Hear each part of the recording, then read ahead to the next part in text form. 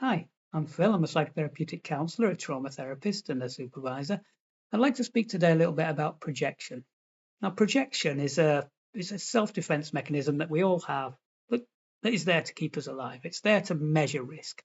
So, for a good example of this would be if we were walking through a woodland in England, with the knowledge we know of England, of our forests over here, we know that there isn't likely to be dangerous animals in there. Of course, we could get rammed by a deer or something like that, or bitten by a badger if we trod on its tail. Of course, that's a very unlikely possibility, but it's there.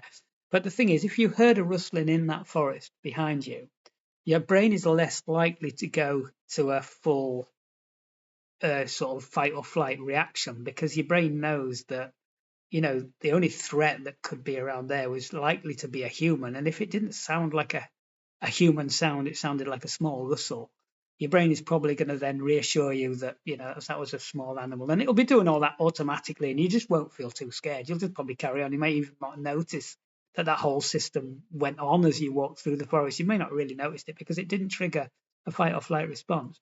But if you were walking through a jungle in India, of course, where there's a lot of dangerous creatures, because there's a lot of dangerous creatures there. If you hear a noise, you're going to react accordingly to that. You're gonna have a bigger, your brain is going to be more aware that there could be a risk here. So you're going to take appropriate action to keep yourself safe. You know, so that's how projection, when it's working well, would usually be doing.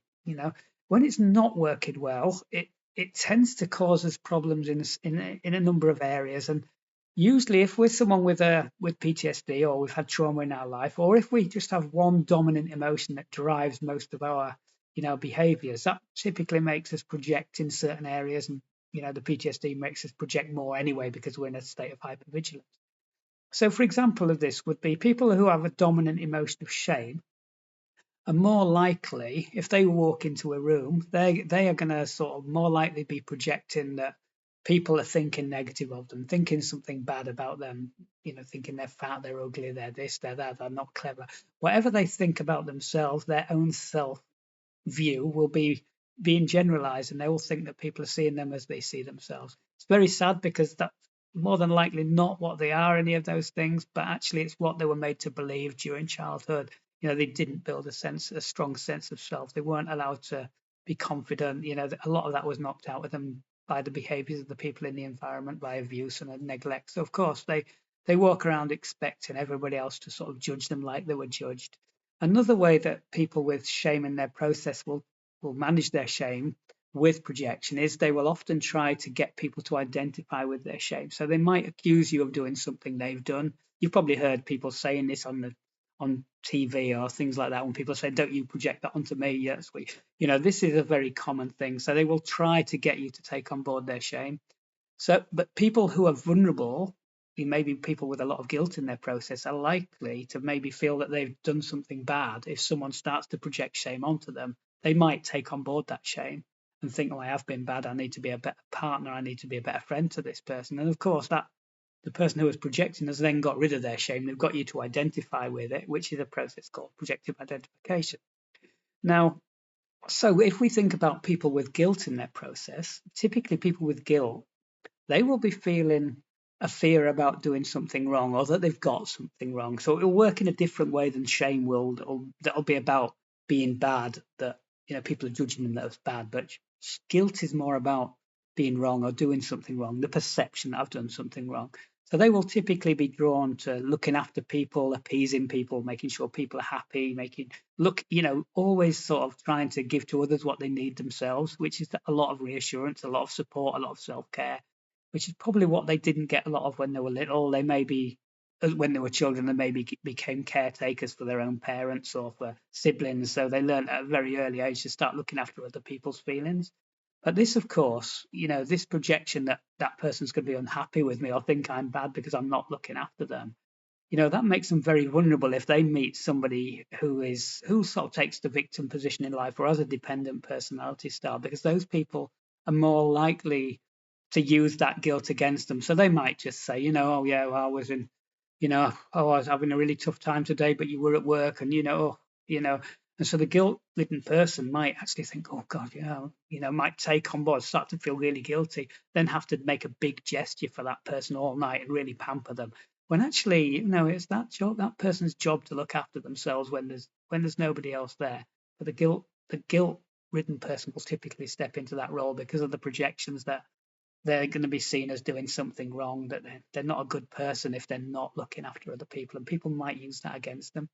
Now, people with a fear-based process will typically be projecting, obviously, that there are threats in the environment, or that people are threats to them. So for example, an example of this would be if they were walking up to a pelican crossing and they were to press the button so let the traffic lights, open the way for them to cross. They might not do that because the fear process in the brain might tell them that if I press that button and the car has to stop for me, that person might get out of the car and hit me. They might attack me because they might get aggressive.